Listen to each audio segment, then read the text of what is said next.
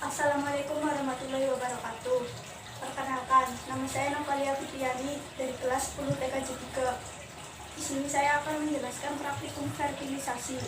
Sebelum melakukan fertilisasi, saya akan menjelaskan dasar teorinya terlebih dahulu. Silakan disimak. Tujuan praktikum yaitu memisahkan air dari endapan kopi dengan menggunakan metode filtrasi. Dasar teori. Filtrasi merupakan teknik pemisahan suatu campuran dengan cairan atau sluri dengan pemberian tahanan aliran atau filter media yang bisa melewati cairan, tetapi menahan partikel padatan. Filtrasi bertujuan memisahkan padatan dari campuran dengan perbedaan tekanan sehingga mendorong fase cair melewati medium filter. Pada proses filtrasi, fase padat akan tertahan pada medium penyaring dan fase cair akan melewati medium filter. Cairan yang melewati filter disebut filtrat, sedangkan padatan hasil samping yang tertinggal pada filter media disebut residu. Dalam filtrasi media penyaring memegang peranan penting. Media saring atau filter yang digunakan harus memenuhi syarat-syarat sebagai berikut. 1. Dapat menahan zat padat yang akan disaring dan menghasilkan filtrat yang cukup jernih. 2. Tidak mudah tersumbat. 3. Tahan terhadap perubahan kimia dan kuat secara fisik. 4. Memungkinkan terjadinya penumpukan residu dan residu dapat dipisahkan dari filtrat dengan mudah, total, dan bersih. Filtrasi dalam industri banyak menggunakan medium filter yang berbahan dasar kain kanvas. Dalam hal ini terdapat kanvas dengan berbagai bobot dan anyaman, masing-masing untuk penggunaan tertentu.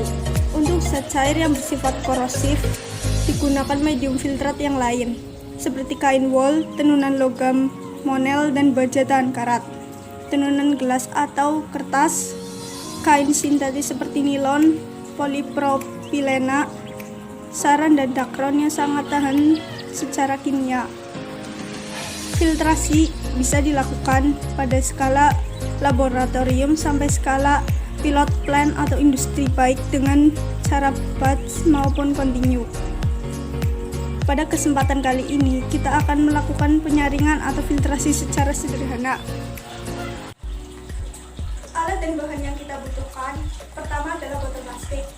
Di sini saya menggunakan botol plastik berukuran 1,5 liter.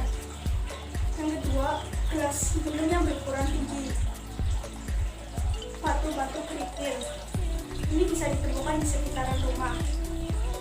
Pasir bersih, arang aktif, kapas, dan air. Dan tentunya kita di sini membutuhkan kopi. Pembuatan larutan, yaitu dengan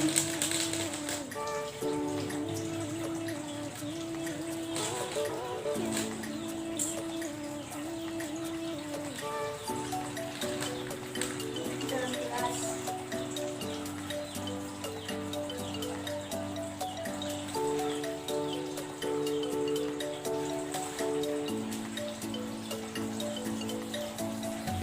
Lalu masukkan air.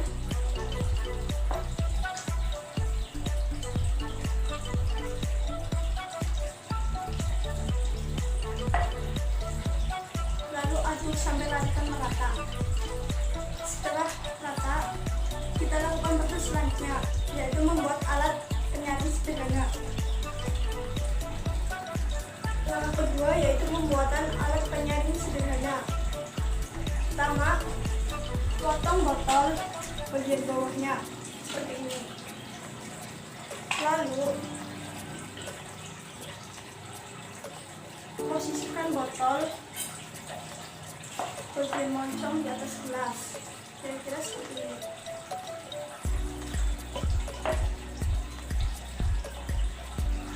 Masukkan kapas ke dalam botol.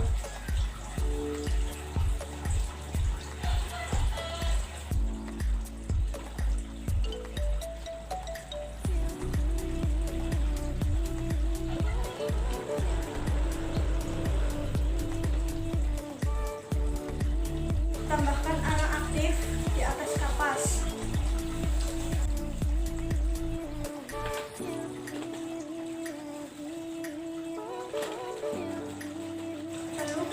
masukkan kerikil-kerikil di atas arang.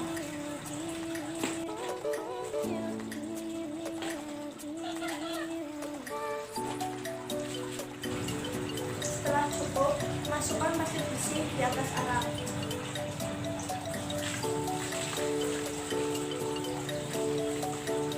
Masukkan pasirnya. Lalu di atas pasir kita letakkan kerikil lagi.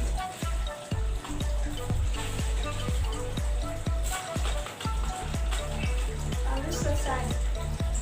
Lalu kita masukkan ratanya. Kita lihat hasilnya.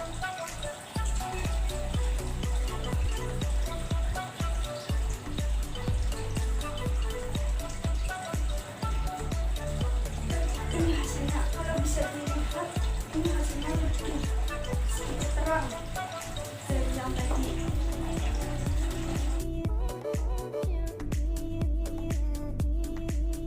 Di sini saya akan menjelaskan atau menjawab beberapa pertanyaan.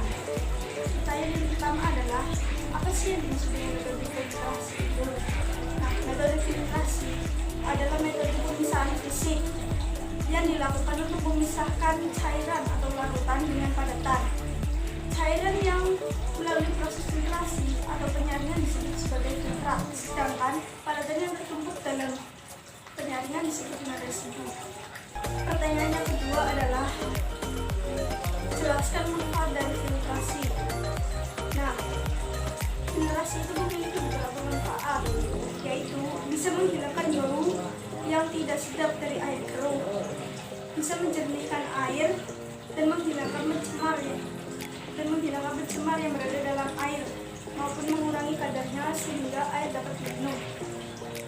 Cara ini biasanya dipakai untuk oleh warga desa yang kekurangan pasokan air bersih, dan solusinya bisa menggunakan filtrasi agar air yang keruh dapat digunakan.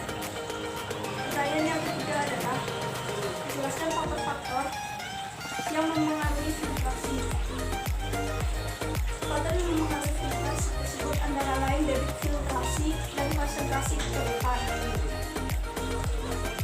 3 contoh yang dapat kita temukan sehari-hari, yaitu penyaringan parutan air kelapa ala didapatkan santannya, penyaringan ampas teh, dan penyaringan air sungai untuk kebutuhan kehidupan manusia sehari-hari.